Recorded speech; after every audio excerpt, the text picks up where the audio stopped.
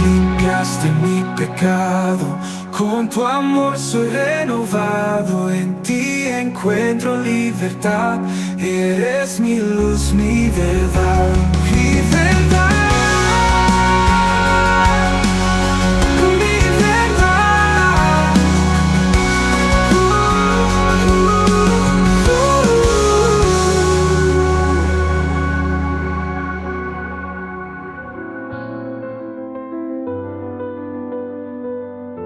Hola, ¿qué tal amigos? Bienvenidos a este nuevo estudio que estamos comenzando a tener el día de hoy. De verdad, me siento muy agradecido con Dios y me siento bastante emocionado por tener la oportunidad de estudiar este tema tan importante que es el pecado.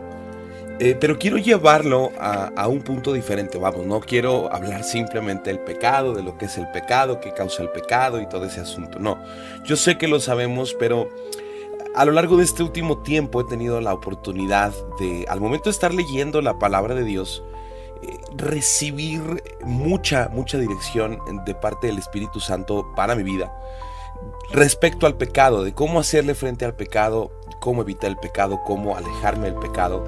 Y de verdad, Dios ha sembrado a lo largo de mi día su palabra en mi corazón, la ha escrito en mi corazón de una manera increíble, donde a lo largo de todo mi día, cuando yo me encuentro en circunstancias o situaciones que estoy en ese límite, en ese punto donde estoy a punto de cometer un pecado, de verdad la palabra de Dios viene a mi corazón y florece. Lo habíamos mencionado en algún estudio anterior, que cuando nosotros estamos en relación con la palabra de Dios, que nosotros consumimos la palabra de Dios, que de verdad yo creo que es un alimento sumamente importante para el cristiano, para el hijo de Dios, para el miembro del reino, donde creo yo que cualquier persona que se identifique como hijo de Dios, como cristiano, debe consumir la palabra de Dios. El otro día estaba viendo un video de Facebook de contenido cristiano, donde decía que a veces las personas suelen darse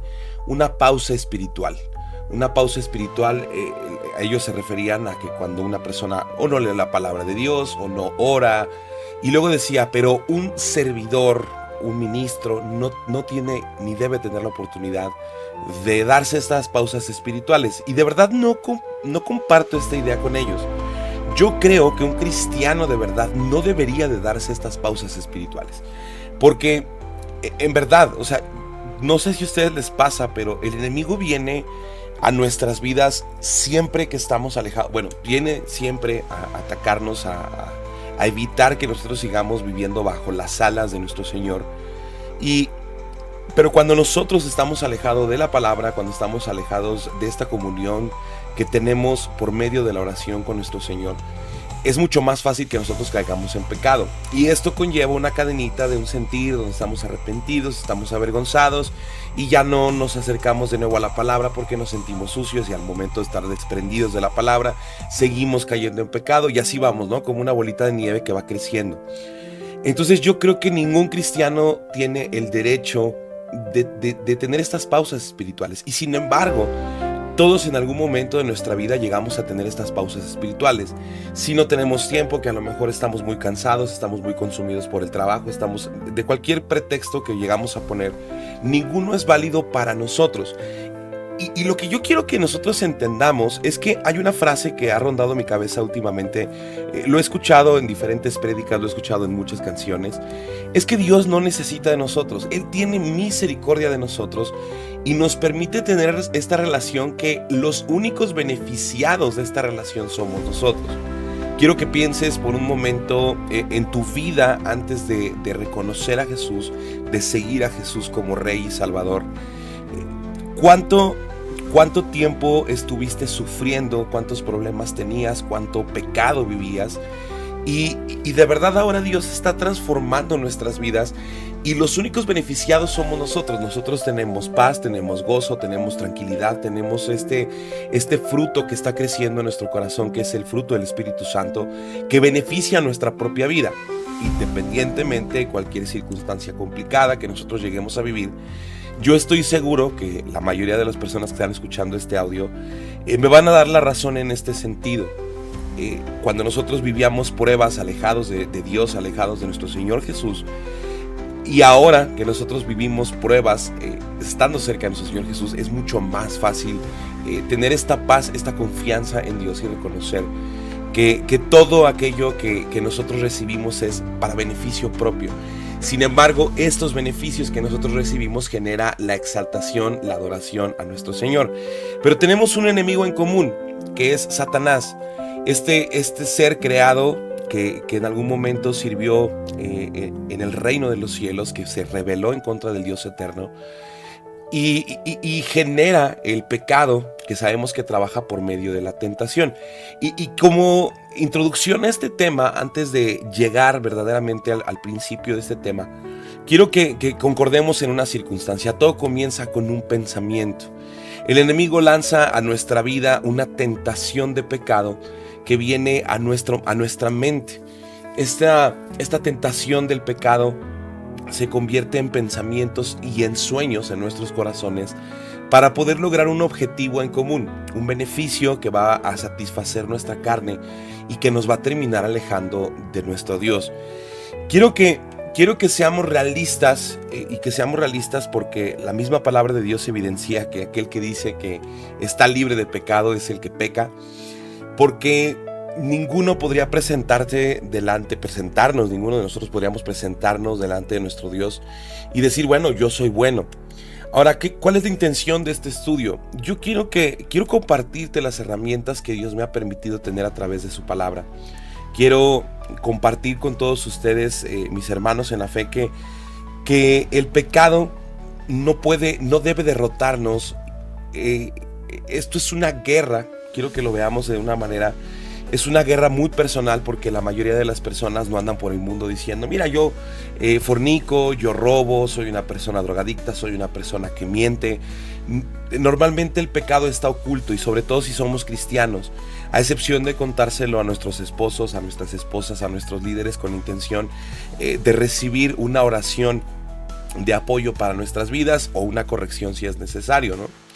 Pero la mayoría de las personas tenemos el pecado oculto. ¿Por qué? Porque es algo que nos avergüenza, porque tenemos la palabra de Dios que evidencia el pecado que mora en nuestras vidas. Y es que por eso fue dada la ley, la Torá, para evidenciar el pecado del ser humano y ayudar que el ser humano se alejara de todas estas acciones que van en contra de Dios. Quiero comenzar leyéndote la definición del pecado. Y dice que es una acción, sentimiento o pensamiento que va en contra de las normas de Dios.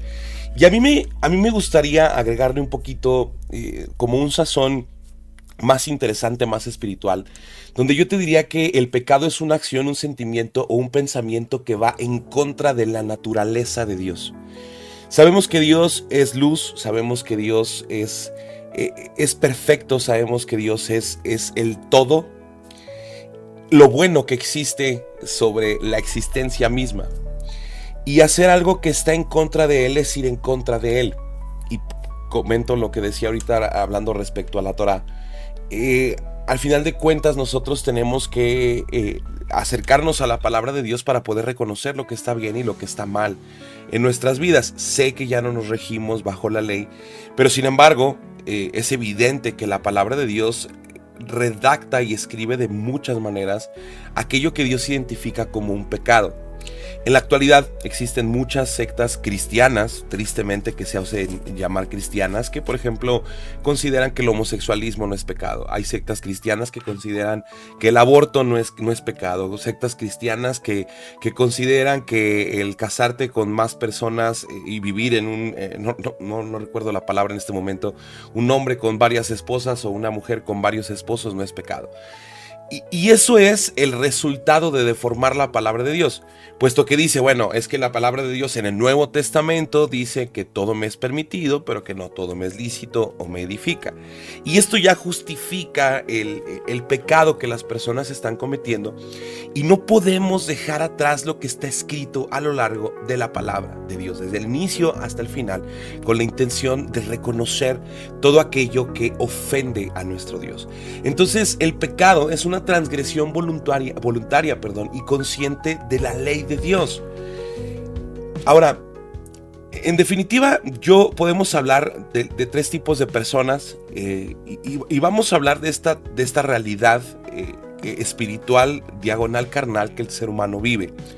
Cuando una persona comienza en el pecado, vamos a hablar de Pepito, ¿no? Pepito es un hombre cristiano que conoce la palabra de Dios, que lleva 2 años en la fe, y comienza el enemigo a lanzar tentaciones, y Pepito comienza a caer ante estas tentaciones y comienza a crecer en una vida de pecado. Estamos en esta parte inicial donde todavía siente este deseo de arrepentirse que trae el Espíritu Santo, donde el Espíritu Santo le está recordando constantemente que todas esas acciones que él está haciendo lo están alejando de Dios. Después, la segunda fase de Pepito es cuando dice, bueno, pues mira, yo creo que Dios me ama, ¿no? Yo creo que Dios es bueno, yo creo que Dios entiende que yo soy un ser humano, que mi naturaleza pecaminosa, de todas maneras, bueno, yo me voy a seguir orando y voy a seguir leyendo la palabra, pero voy a seguir pecando. Y yo creo que esta parte, este punto del ser humano es uno de los más peligrosos que podemos encontrar en la naturaleza, puesto que estamos tratando de vernos la cara a nosotros mismos, porque ni siquiera intentamos verle la cara a Dios. Intentamos convencernos a nosotros mismos de que no somos tan malas personas y de que Dios nos ama a pesar del pecado que nosotros cometemos. Y bueno, tenemos el tercer punto de Pepito, es cuando una persona es consciente de que lo que está haciendo está mal, pero ya no le interesa, ¿no? Vale la pena el estar pecando, vale la pena el disfrutar la vida como la tengo en este momento, pasarla bien, disfrutar, aunque esto conlleve una eternidad en el infierno. Y yo creo que esta es la etapa más triste del ser humano. Yo tengo que admitir que como mal cristiano, a lo largo de mis 15, 16 años de cristiano, yo me encontré en las 3 posiciones. Hoy, por la misericordia de Dios, Dios me ha permitido tener esta oportunidad de redimirme y de poder entregar mi vida a sus pies y de verdaderamente tener esta conciencia donde digo que todos los días me levanto a pelear contra Rogelio, esta carne de Rogelio, pero no peleo yo, sino que permito que el Espíritu Santo me guíe. Y es a lo que yo quiero llegar, a compartirte estos muchos versículos que Dios me ha tenido, que Dios me ha dado la oportunidad de leer. Me gustaría también, yo estuve pensando en cómo presentar el pecado. Y bueno, quiero utilizar esta frase a lo mejor más humana, más natural, no tan bíblica, que sería: el pecado es todo aquello que puede ser, pero que no debe de ser. Y es que el cristiano, aquella persona que ha decidido entregar voluntariamente su vida a aquel que pagó con su propia existencia, a nuestro Señor Jesús, debe de ser consciente que el pecado puede ser. Yo puedo convertirme en una persona rica que haga mucho dinero por medio de tratos ilícitos. Puedo convertirme en un hombre que esté todo el tiempo viendo a las mujeres de manera inapropiada. Puedo convertirme en una persona que abuse de su esposa físicamente, que abuse de su esposa psicológicamente. Puedo convertirme, pero eso no debe de ser, porque todo aquello que está en contra de Dios es lo que me termina alejando de Dios.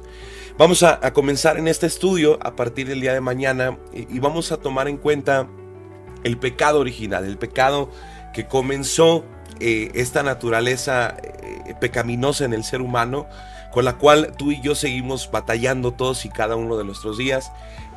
Yo no vengo a señalar a nadie, no vengo a hablar tampoco de mi pasado, vengo simplemente a platicar conforme a la palabra de Dios, para que nosotros podamos ser quebrantados y confrontados por la palabra de Dios en los aspectos que tenemos que ser mejorados, pero al mismo tiempo que somos confrontados y quebrantados por la palabra de Dios, podamos tener esta satisfacción de sentirnos abrazados y corregidos, pero sanados también por la palabra de Dios y del Espíritu Santo que inspiró toda esta palabra. Yo te deseo que tengas un excelente día. Espero que Dios te permita seguir sus pasos y que te permita caminar de la mano de Él, que te sientas acompañado, que te sientas bendecido y que en este maravilloso día que comienza podamos entregar una vez más nuestra vida a nuestro Señor Jesús y poner todo nuestro empeño por honrarle y por glorificarle con nuestras acciones, nuestros pensamientos y cada una de nuestras decisiones.